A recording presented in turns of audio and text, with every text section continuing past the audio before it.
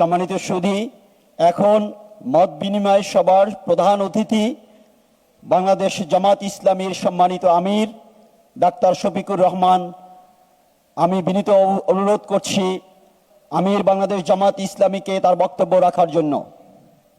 আসসালামু আলাইকুম রহমতুল্লাহ। আমার প্রিয় সহকর্মীবৃন্দ, আজকের সম্মানিত চেয়ার, সামনে উপবিষ্ট জাতির গর্বের অহংকারের সশস্ত্র বাহিনীর অবসরপ্রাপ্ত কর্মকর্তাবৃন্দ, ভাই এবং বোনেরা, সাংবাদিক বন্ধুগণ, আজকের এই সময়টা জাতির কাছে খুবই গুরুত্বপূর্ণ একটি সময়। 190 বৎসরের গোলামির জিঞ্জির ছিঁড়ে উপমহাদেশ স্বাধীনতা লাভ করেছিল। সামান্য কয়েক মিনিট বা ঘন্টার ব্যবধানে পাকিস্তান এবং ভারত নামের আলাদা আলাদা দুটো রাষ্ট্রের জন্ম হয়েছিল। পাশাপাশি পার্শ্ববর্তী অনেক দেশও স্বাধীনতা অর্জন করেছিল। ওই দিন যে ভূখণ্ডটি পূর্ব পাকিস্তান ছিল, সময়ের পরিক্রমায় আজকে এটি বাংলাদেশ। 23 বছর পাকিস্তানের একটি প্রদেশ হিসাবে আমরা একসাথে চলেছি। সেই সময়টা যারা পশ্চিম পাকিস্তানে ছিলেন, তারা পূর্ব পাকিস্তানের জনগণের সাথে ইনসাফপূর্ণ আচরণ করেননি। এই ডিসপ্যারিটির বিরুদ্ধেই একটা নীরব দ্রোহ ছিল 70-এর নির্বাচন। পরবর্তীতে এই নির্বাচনের হাত ধরেই আমাদের মুক্তিযুদ্ধ, অসংখ্য জীবনদান, বিপুল ক্ষয়ক্ষতির মধ্য দিয়ে পুনরায় দ্বিতীয় স্বাধীনতা বাংলাদেশের জন্ম। এখানে লক্ষণীয় বিষয়, 71-এর মুক্তিযুদ্ধে কোনো সিভিলিয়ানের মুখ দিয়ে মুক্তিযুদ্ধের ঘোষণাটা প্রচারিত হয়নি, হয়েছে আপনাদের মুখ দিয়ে। আপনাদেরকে স্যালিউট।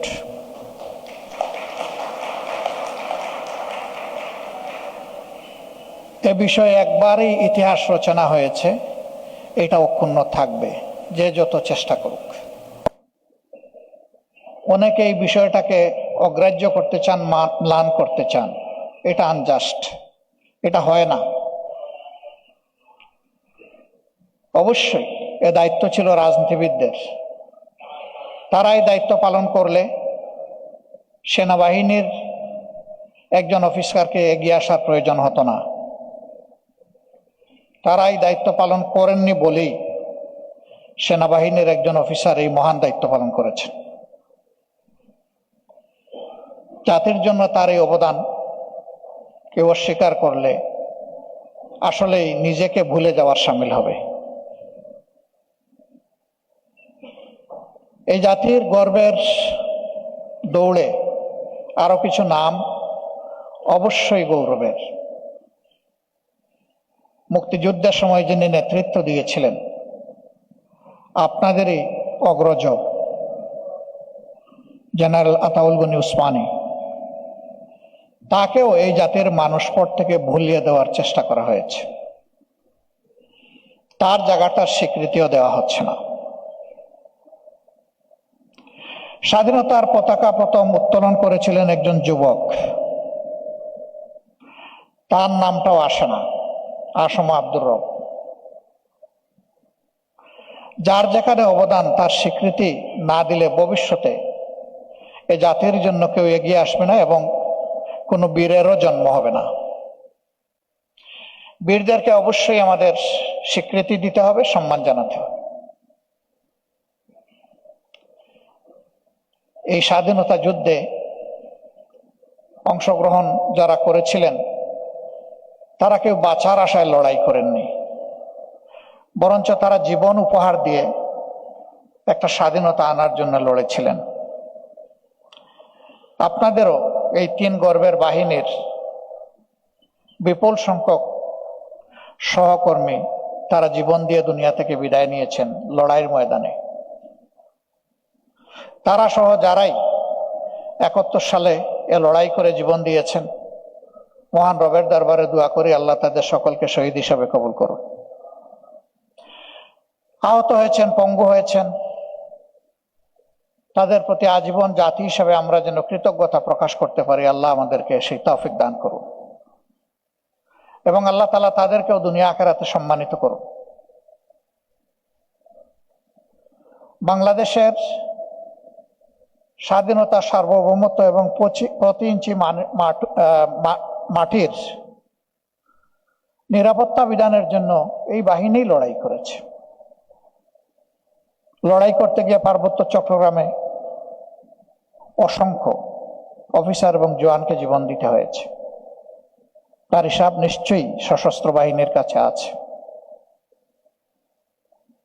তারা জীবন দিয়েছেন কিন্তু 1 ইঞ্চি মাটি কাউকে দেননি। আমরা তাদের প্রতি কৃতজ্ঞ, তাদেরকেও স্যালিউট জানাই। আমরা দোয়া করি আল্লাহ তাদেরকেও শহীদ হিসাবে কবুল করুন। দেশে অসংখ্য সার্ভিস আছে, কিন্তু একটা মাত্র সার্ভিস যেখানে ঢুকার সময় নিয়ত করে শপথ নিয়ে ঢুকা হয়, আমি জীবন দেব আমার দেশের জন্য, জাতির জন্য। আর কোন সার্ভিসে এই ইন্টেনশন, এই এক্সপ্রেশন, এই কমিটমেন্ট থাকে না। আমি ডিসেম্বরের সম্ভবত 4 তারিখ আমরা আরেকবার বসেছিলাম এই আঙ্গিনায়, একটু ছোট পরিসরে। সেখানে বলেছিলাম আপনাদের তুলনা অন্য কারো সাথে নয়, আপনাদের তুলনা আপনাদের সাথে। আপনি তো অসম কারো সাথে তুলনা করতে পারেন না। আর কোন সার্ভিসে মানুষ জীবন দেওয়ার জন্য শপথ নিয়ে আসে? অন্য কোনো সার্ভিসে এই নজির নেই, এ বাস্তবতা নেই। 24-এর এই জটিল দিনগুলোতে সেনাবাহিনীর দায়িত্বপূর্ণ ভূমিকার কারণে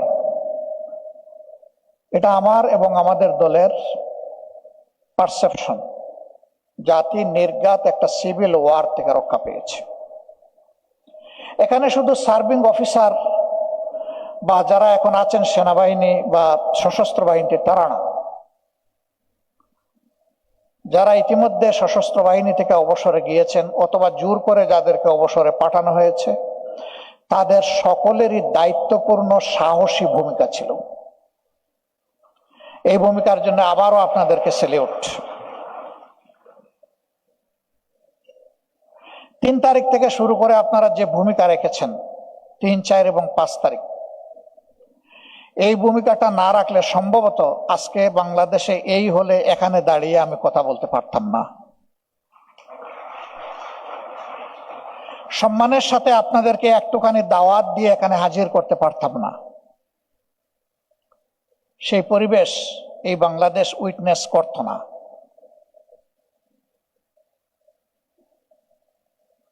চব্বিশের এই আন্দোলনে আপামর জনগণ যেভাবে ঝাঁপিয়ে পড়েছিল, আপনাদের সেই দিনের ভূমিকা জাতিকে বিশেষভাবে আলোড়িত করেছিল।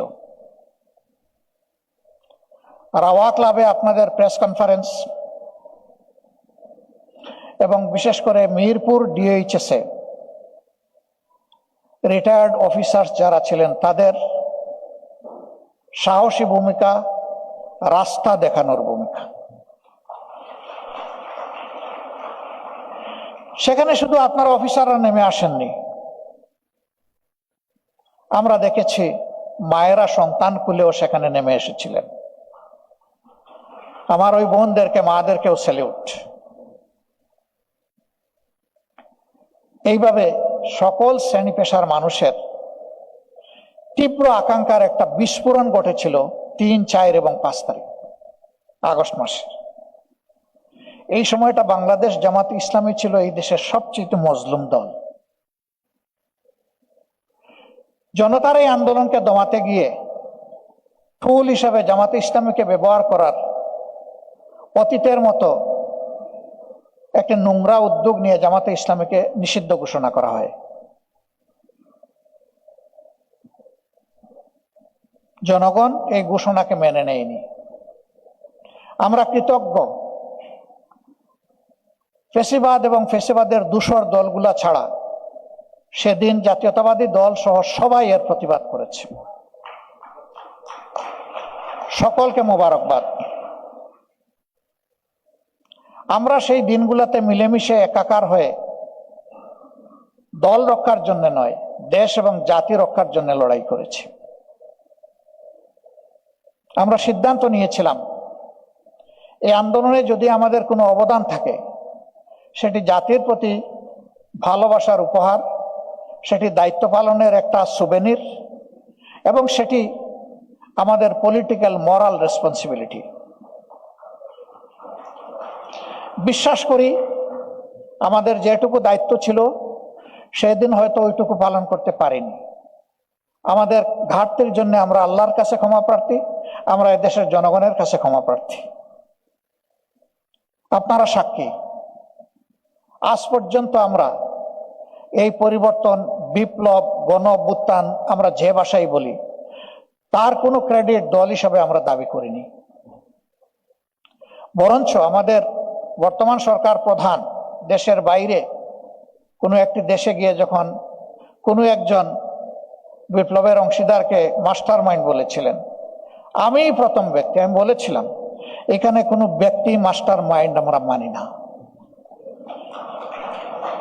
যদি এক ব্যক্তিকে মাস্টার মাইন্ড করা হয়, বাকি সকলের অবদানকে আন্ডারমাইন করা হবে, ওটা আমরা মানি না। এখানে বাংলাদেশের বিপ্লবী জনগণ সবাই মিলে আমরা মাস্টার মাইন্ড।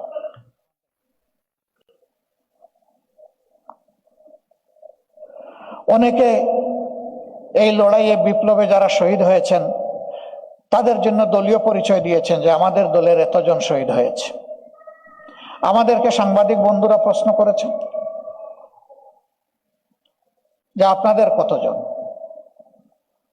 আমরা বলেছি ইন এ ইনডিফারেন্ট ওয়ে, সবাই আমাদের, বাট আমাদের দলের নয়, এই জাতির। আমরা শহীদদেরকে কোনো দলীয় পরিচয় দিতে চাই না, তারা এই জাতির সম্পদ। দলীয় পরিচয় দিলে তাদের সম্মানকে খাটো করা হবে। আমরা সেই সম্মানের জায়গায় তাদেরকে রাখতে চাই। মিডিয়ার ভাইদেরকে আমি কি বিনয়ের সাথে একটু অনুরোধ করতে পারি যে আপনারা either this side or that side আপনারা একটা পজিশন নেবেন, কারণ আপনাদের পিছনে অনেক ডিগনিটরি আছেন, আমি তাদেরকে দেখতে পাচ্ছি না, তারাও আমাকে দেখতে পাচ্ছেন না।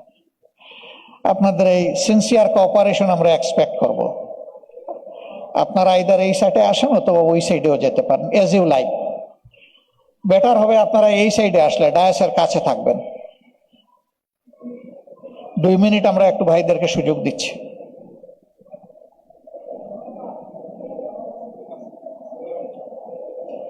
হ্যাঁ, না আমি দেখতে পাচ্ছি না, আমার অডিয়েন্স দেখতে হবে তো আমাকে। না, অসুবিধা হবে না, এনারা যদি নিতে পারে ওনারাও পারবে, আমি আশা করি। আচ্ছা, পিছনে যারা আছেন মিডিয়ার কাভারেজের জন্য নাকি ওখানে দাঁড়িয়ে আপনাদেরকে ডিস্টার্ব করলে ভালো হবে, আপনারা কি একটু স্যাক্রিফাইস করবেন তাহলে নাকি?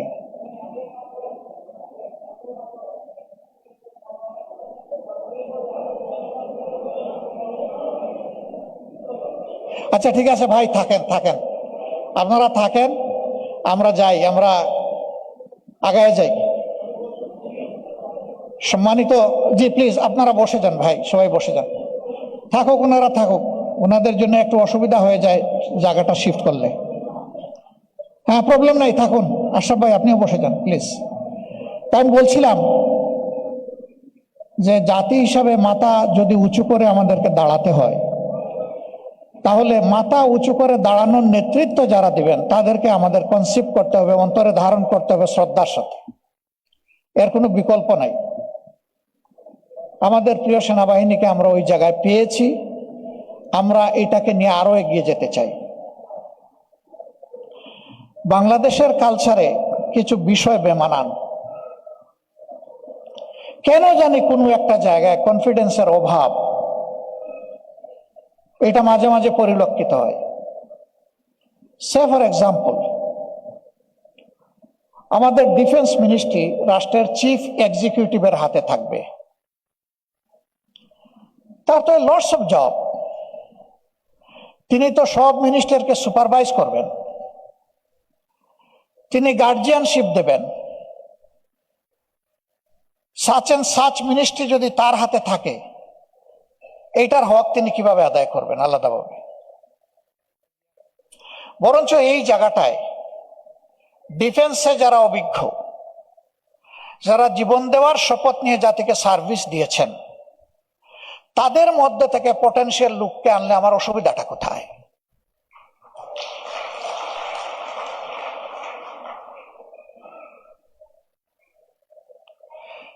তারা তখন ফিল করবেন আমরা যে জাতির জন্য গভীর আস্থা এবং ভালোবাসা নিয়ে জীবন দেওয়ার শপথ নিয়েছিলাম, সেই জাতি আমাদেরকে দারুণভাবে শ্রদ্ধার সাথে ফিল করে। এইটা বাহিনীর কনফিডেন্স লেভেলকে অনেক উপরে নিয়ে যাবে। ইয়েস, প্রধান উপদেষ্টারও একটা অ্যাকাউন্টেবিলিটির জায়গা থাকতে হবে, প্রধানমন্ত্রীরও থাকতে হবে, প্রেসিডেন্টেরও থাকতে হবে। নান অ্যাবাভ দি অ্যাকাউন্টেবিলিটি। এটা একটা মিউচুয়াল চেক অ্যান্ড ব্যালেন্সের ব্যাপার, সেটা থাকবে। অন্য 10টা অ্যাভিনিউর জন্য যেমন হবে, আমাদের প্রিয় গর্বের সেনাবাহিনীর জন্য সেটা হবে।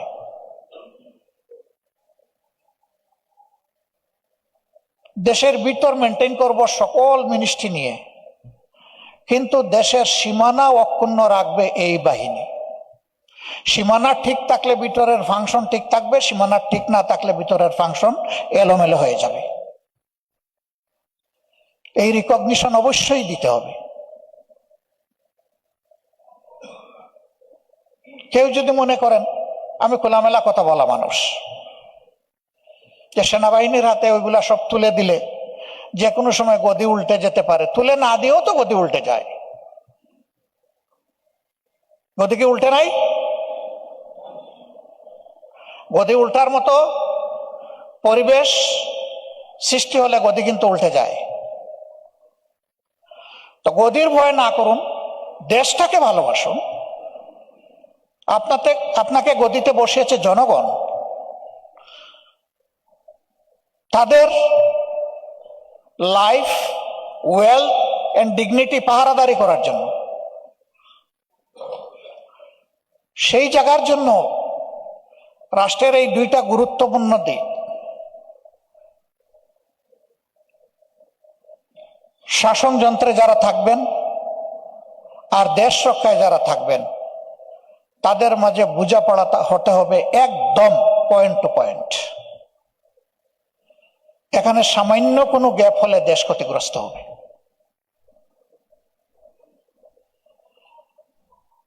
তবে এটা ঠিক যে সবার জন্য একটা ডেফিনিট জব ডেসক্রিপশন আছে, সবার জন্য একটা লিমিট আছে। ওই লিমিট যত সময় অনার করা হবে ততক্ষণ পর্যন্ত আমাদের শক্তি অক্ষুণ্ণ থাকবে। কিন্তু লিমিটটা যদি ক্রস হয়ে যায় তাহলে অ্যাক্সিডেন্ট নির্ঘাত। রাস্তায় আমি গাড়ি ড্রাইভ করছি, আমার জন্য বিভিন্ন জায়গায় স্পিড লিমিট করে দেওয়া হয়েছে, সেখানে স্পিড ব্রেকার আছে, আমাকে এটা মানতে হবে।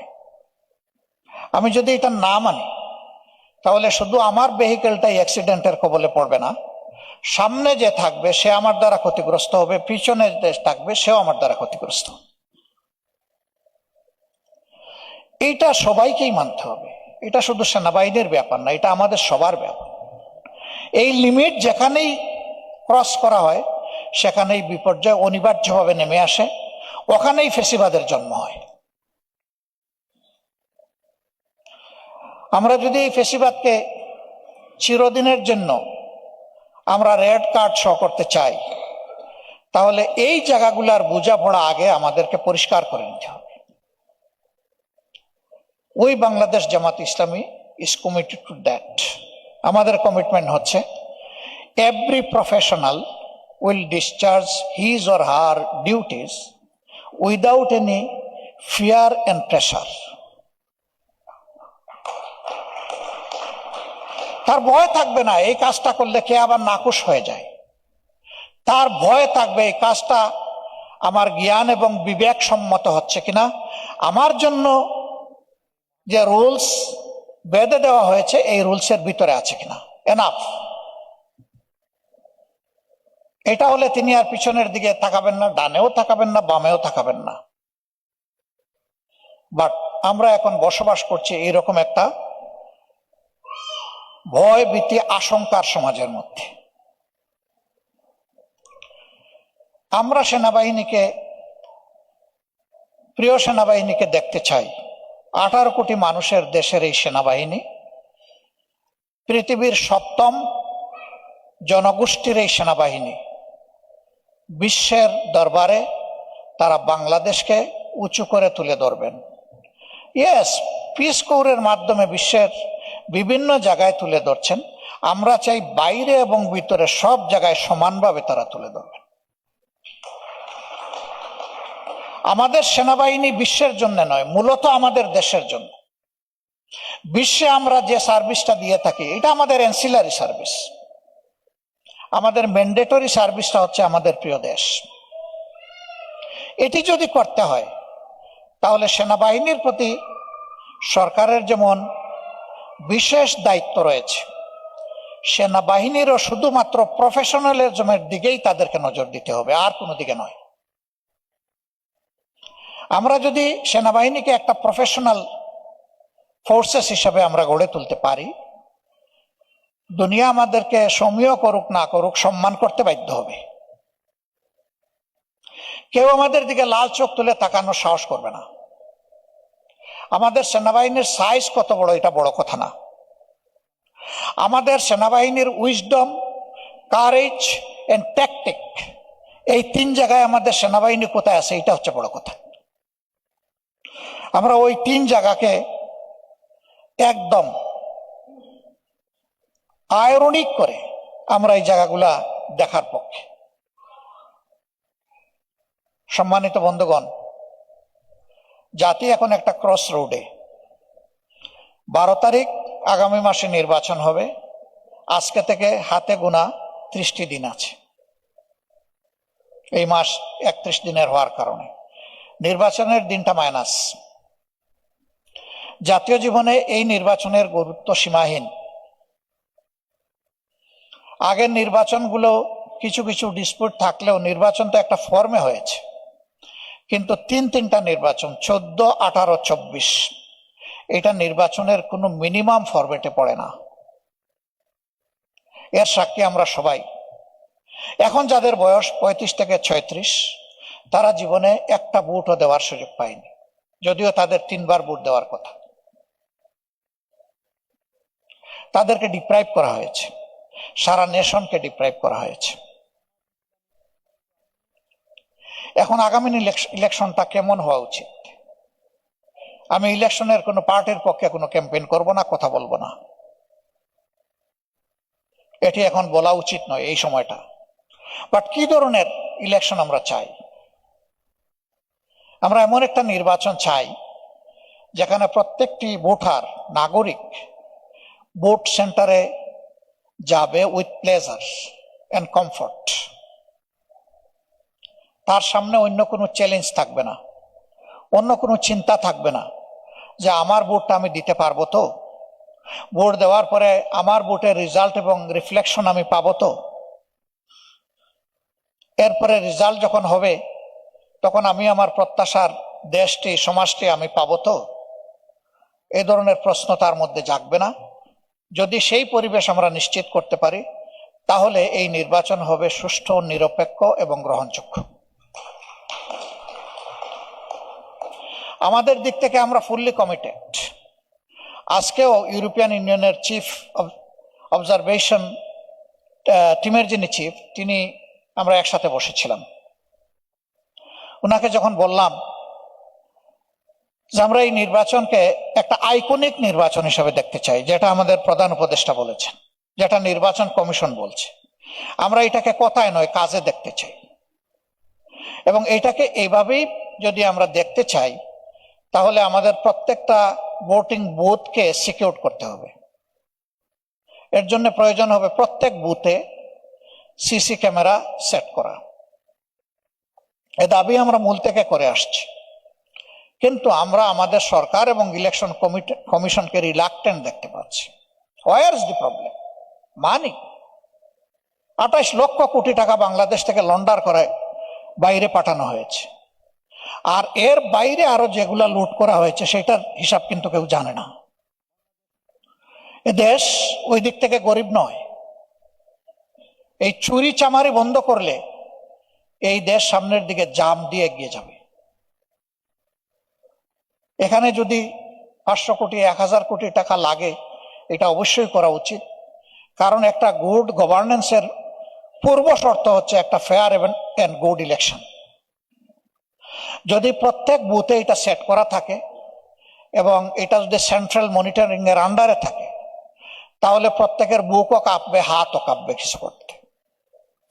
তখন ল এনফোর্সার্স এর সংখ্যা যদি কিছু কমও হয়, ওইটা বাকি অভাব পূরণ করে দেবে। এটা সেনাবাহিনীর পক্ষে সম্ভব নয়। আমাদের দেশে 40,000 42,000 সেন্টারে এইরকম সেনাবাহিনী ডিপ্লয় করা, এটা আমরাও বুঝি এটা সম্ভব না। কিন্তু ওই সেনা সেখানে সিট করে দিলে সেনাবাহিনীরই গ্যাপটা ফিল আপ করে। এখন পর্যন্ত আমাদের সরকার এটা শুনছেন না। আমরা কিন্তু আমাদের জনগণের উপর গভীর আস্থাশীল, 100% আস্থা আছে আমাদের জনগণের উপর। জনগণ যাকে পছন্দ তাকে ভোট দেবে, কিন্তু তার পছন্দের ভোট দেওয়ার পরিবেশ নিশ্চিত করে দিতে হবে সরকার এবং ইলেকশন কমিশনকে। এখন পর্যন্ত এটি হয়নি, আমরা সবাই প্রত্যক্ষ করছি। তবে আমরা আশাবাদী থাকতে চাই এটা হবে, এবং আমরা বলতে চাই এটা করতে হবে।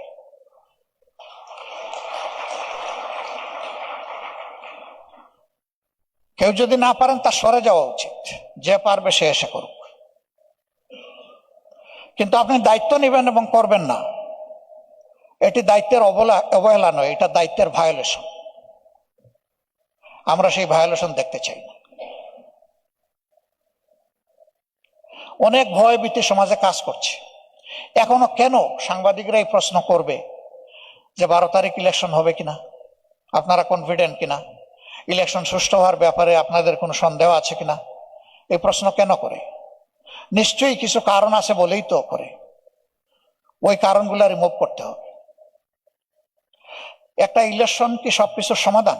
না, কিন্তু এটা শুরু।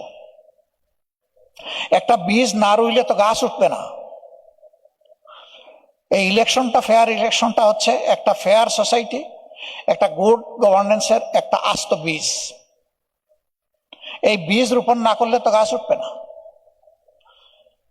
আর আল্লাহর কসম, আমরা ওই বিগত 3 নির্বাচন বা 4 নির্বাচনের মতো কোনো নির্বাচন দেখতে চাই না।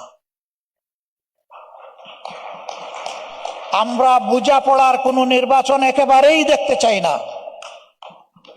বোঝাপড়া কোনো অথরিটির সাথে হবে না, বোঝাপড়া হবে রাজনৈতিক দলগুলার ভোটারদের সাথে সরাসরি, অন্য কারো সাথে না। আমরা সেই নির্বাচনটা দেখতে চাচ্ছি। যদি আমরা সবাই মিলে সচেতন দেশবাসী, আমরা যদি সচেতন থাকি, আমাদের বিশ্বাস যদি কেউ কোনো ধরনের মেকানিজম করার চিন্তা মাথায় এসেও থাকে, তারা পালাতে বাধ্য হবে ইনশাআল্লাহ। আমরা ইয়াংদেরকে কথা দিয়েছি, জীবনে 2-4টা হলেও তো ভোট আমরা দিতে পেরেছি, তোমরা পারোনি। এবার তোমরা ভোট দিবা, আর তোমাদের ভোটের আমরা পাহারাদারি করব।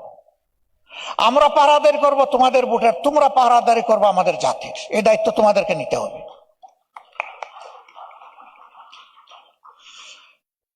এখানে আমরা যারা উপস্থিত আছি, আমার বয়সের একটা পর্যায়ে চলে এসেছি, কিন্তু এটাই মিন করে না যে আমরা সব এনার্জি হারিয়ে ফেলেছি।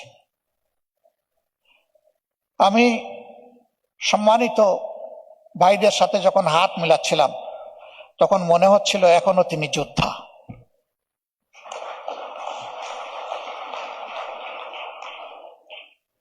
আমি মনে করি হাতগুলা এখনো সেনাপতির হাত ঠিকই আছে, যে যে লেভেলে ছিলেন। আমি এর চাইতে গভীর বিশ্বাস করি হার্ট গুলা এর চাইতেও বেশি তাজা। যার মন শক্ত তার হাতও শক্ত, যার মন দুর্বল তার হাত ভাঙা। ওই ভাঙা হাতে কিছু করা যায় না।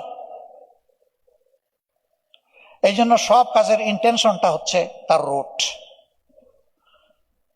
আমরা আশা করব আপনারা জাতিকে আগে সেফগার্ড দিয়েছেন, টেরিটোরিয়াল সেফগার্ড।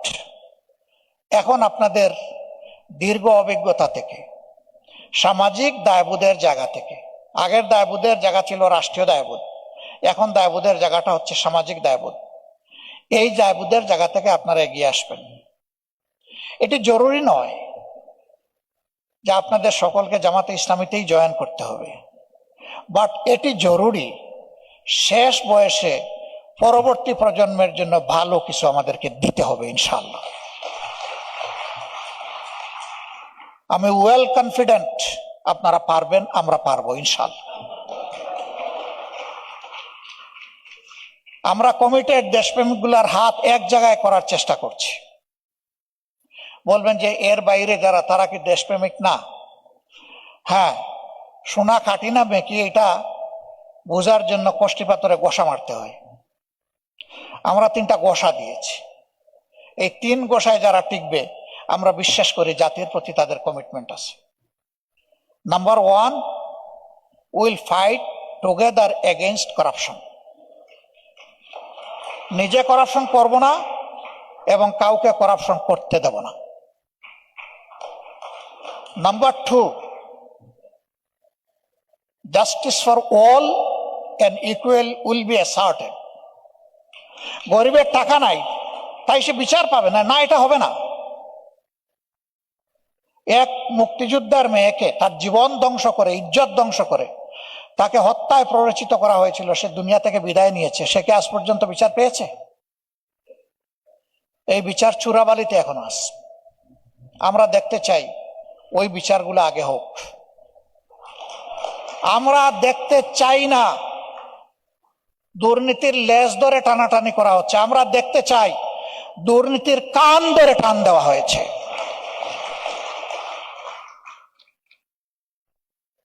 ডাল পাতা ধরা নয়, মূল ধরে টান মারতে হবে।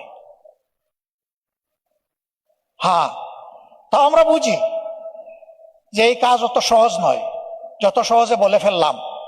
এই কাজ যখনই আমরা করতে যাব তখন আমাদের সামনে বাধার একটা হিমালয় পর্বত দাঁড় করে দেওয়া হবে।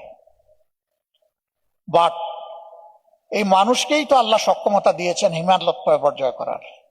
ইনশাআল্লাহ আমরাও দুর্নীতির বাধা হিমালয় পর্বতকে আমরা ডিঙ্গাবো ইনশাআল্লাহ।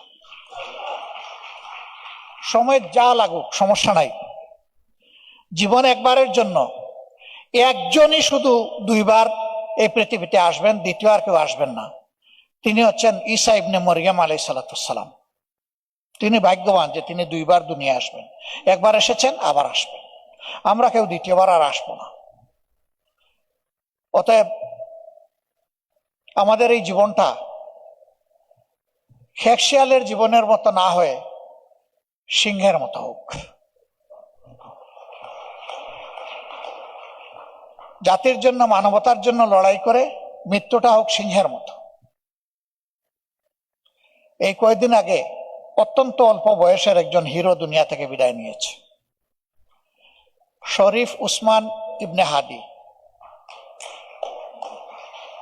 আল্লাহ তাআলা তাকে উচ্চ মর্যাদা দান করুন। ও বেঁচে থাকলে দুনিয়ার মানুষের কাছে সেইভাবে আদৃত সমাদৃত হতো কিনা আই ডোন্ট নো, কিন্তু তার মৌত অসংখ্য অসংখ্য মানুষকে জীবন দিয়ে গেছে।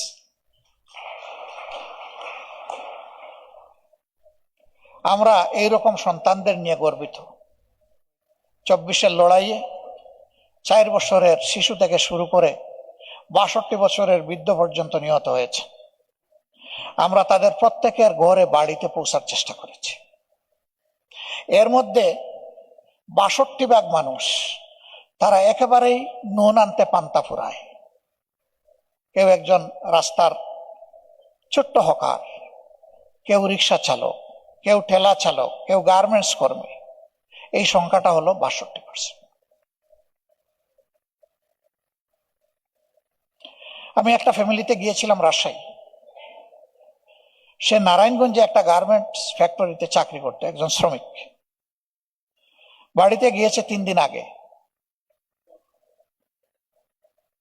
সে গিয়েছে 1 তারিখ, সে শহীদ হয়ে গেছে 4 তারিখ। পানির একটা কলসি আর একটা ছোট্ট গ্লাস নিয়ে, প্লাস্টিকের গ্লাস নিয়ে সে গিয়েছে রাস্তায় যারা তাদেরকে পানি খাওয়ানোর জন্য, পান করানোর জন্য। এক পর্যায়ে তার পানি পান করানো শেষ, কলসি খালি হয়ে গেছে, ওঠা রেখে সেও তাদের সাথে মিশে গেছে। ফায়ার ওপেন হওয়ার পর এখানে স্পটেই 4 জন মারা গেছে, এর মাঝে সে একজন। তার ফ্যামিলির কাছে যখন গেলাম, তার আরেকজন ভাই আছে, সে রিক্সা চালায়, বৃদ্ধা মা আছেন এবং কম বয়সী একজন তরুণী স্ত্রী আছেন। তারা সকলেই আসলেন কষ্ট বুকে নিয়ে। জিজ্ঞেস করছিলাম এক একজন করে।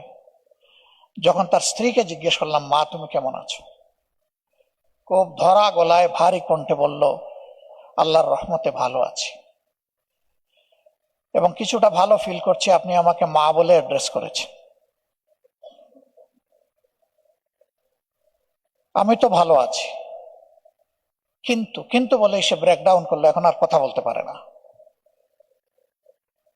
অনেকক্ষণ পরে নিজেকে সামাল দিয়ে কেঁদে কেঁদে বলল, আমি তো 5 মাসের গর্ভবতী, আমার গর্ভের সন্তানের কি হবে, আমি তো গরিবের মেয়ে। কিন্তু ওই ছেলেটা যে গিয়ে জীবন দিয়েছে, সে ফিরে তাকায়নি। আমি রিক্সাওয়ালার ভাই, আমি গরিবের মেয়ের স্বামী, আমি এক দুঃখিনী মায়ের সন্তান, সে ওই দিকে তাকায়নি। সে তাকিয়েছে আপনার আমার দিকে, গোটা সমাজের দিকে, বাংলাদেশের জনগণের দিকে, মানুষের অধিকারের দিকে। 8 পাশে এই ছেলেটি জীবন দিয়েছে, তার সবচেয়ে মূল্যবান সম্পদ উজাড় করে দিয়ে সে দুনিয়া থেকে বিদায় নিয়েছে। আমি তখন মেয়েটিকে সান্ত্বনা দেওয়ার ভাষা হারিয়ে ফেলেছিলাম। তার চোখের বাদ ভাঙ্গা পানি আমাদের সকলকে কাঁদিয়েছে। এরপরে নিজেদেরকে সামলে বলেছিলাম, মা তুমি তোমার সন্তান, আমরা যেমন থাকবো ইনশাল্লাহ তুমিও তেমন থাকবে। তোমার এই সন্তান বড় না হওয়া পর্যন্ত তোমার সাথে আর তোমার এই শাশুড়ির পরিবারের সাথে আমরা আছি। আমরা বলেছি যে এখন থেকে আমরা একই পরিবারের সদস্য এবং আমরা এইভাবেই চলবো ইনশাআল্লাহ। আপনারা দোয়া করবেন, আমরা এটা মেনটেন করে যাওয়ার চেষ্টা করছি। আমাদের খরচপাতি এদিক সেদিক হতে পারে, কিন্তু ওই দুঃখী পরিবার এবং এর মতো আরো কয়েকটি পরিবার আছে, আমরা ঠিক মাসের 1 তারিখ তাদের প্রয়োজন আর আমাদের সামর্থ্য, এই দুইটাকে সমন্বয় করে তাদের হাতে আমাদের একটা গিফট পৌঁছে যায়। এটা দান নয়, অনুদান নয়, এটা আমাদের ডিউটি। যারা জীবন দিয়ে জাতিকে জীবন এনে দিয়েছে, তাদের পরিবারের সদস্যদের জীবনের প্রতি আমাদেরকে সম্মান দেখাতেই হবে। তাহলে বেশি বেশি করে বীরের জন্ম হবে এই দেশে ইনশাআল্লাহ।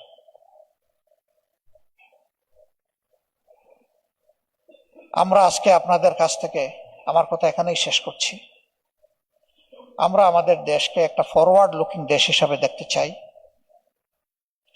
আমাদের পরবর্তী প্রজন্মের হাতে একটা নিরাপদ দেশ তুলে দিতে চাই। এই দেশের বুকে আর কোনো বেকারের মিছিল এবং মুখ দেখতে চাই না। আমরা চাই সুশিক্ষা এবং প্রশিক্ষণের মধ্য দিয়ে প্রত্যেকটা তরুণ তরুণীর হাতকে দেশ গড়ার কারিগরের হাতে পরিণত করতে।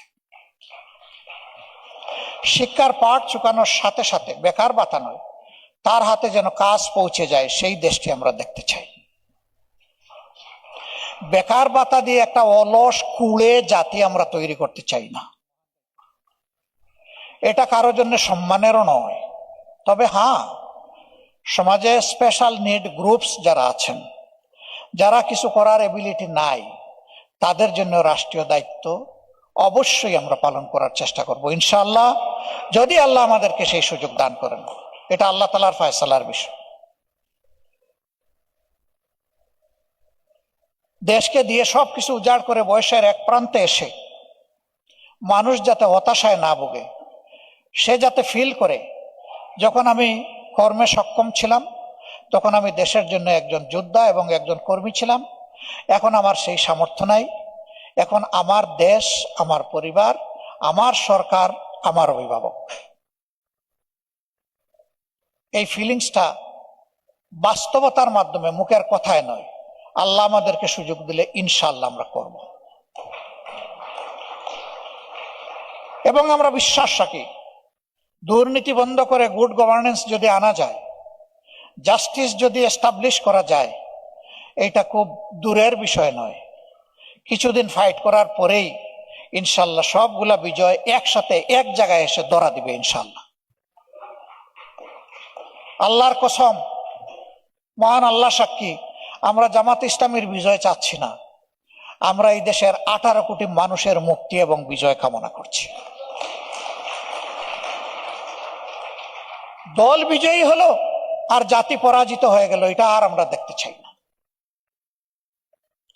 আমরা চাই দলের বিজয়ের সাথে সাথে জাতিরও যেন বিজয়ের দ্বার খুলে যায়। আপনাদের সকলকে ধন্যবাদ, আপনারা মূল্যবান সময় স্যাক্রিফাইস করে এখানে এসেছেন, আমাদের দাওয়াত কবুল করেছেন, আপনারা আমাদেরকে ঋণী করলেন। আমরা যেন বাকি জীবনে আপনাদের এই মর্যাদার জায়গাটাকে সম্মান করে ঋণ পরিশোধ করতে পারি, আল্লাহ যেন আমাদেরকে এই তৌফিক দান করেন। আমি আবারও প্রত্যাশা করব, দলের সাথে সংযুক্ত হওয়া জরুরি নয়, প্রিয় দেশের জন্য একসাথে কাজ করা খুবই প্রয়োজন। আমরা সবগুলা হাত একত্রিত করে একসাথে এগিয়ে যাব ইনশাআল্লাহ। যুদ্ধের ময়দানে যেমন আপনারা ভয় করেননি, সামনে এগিয়ে গেছেন, আগামীর সামাজিক অপকর্মকারীরা যে বাধা দিবে ইনশাআল্লাহ ওটাতেও আমরা ভয় করব না, আমরা যোদ্ধার মনোভাব নিয়ে লড়ে যাব এবং আমরা বিজয়ী হব ইনশাআল্লাহ। সবাইকে ধন্যবাদ। এখন মন খুলে আপনারা আমাদেরকে পরামর্শ দেবেন, আপনারা আমাদেরকে কিভাবে দেখতে চান, আমাদের কি করণীয়। নির্বাচনে জয় পরাজয় বড় কথা নয়, একটা দায়িত্বশীল সংগঠন হিসাবে এই প্রিয় দেশের জন্য আমাদের কি করা উচিত, এই ব্যাপারে আপনাদের কাছ থেকে আমি গুরুত্বপূর্ণ দিক নির্দেশনামূলক পরামর্শ প্রত্যাশা করে আমার কথা এখানেই শেষ করলাম। আল্লাহ হাফিজ। বাংলাদেশ জিন্দাবাদ। আসসালামু আলাইকুম ওয়া রাহমাতুল্লাহ। সম্মানিত আমির, বাংলাদেশ জামাত ইসলামী আপনাকে অনেক অনেক ধন্যবাদ জানাচ্ছি। আপনার বক্তব্যে এদেশের 18 কোটি মানুষের অন্তরের কথাই প্রস্ফুটিত হয়। জাতি আশান্বিত হয়, জাতি স্বপ্ন দেখে এক নতুন ইনসাফের বাংলাদেশ। অবসরপ্রাপ্ত সামরিক অফিসারদের পক্ষ থেকে আপনাকে আবারও অন্তরের অন্তঃস্থল থেকে ধন্যবাদ জানাচ্ছি। আমির জামাত বাংলাদেশ জামাত ইসলামী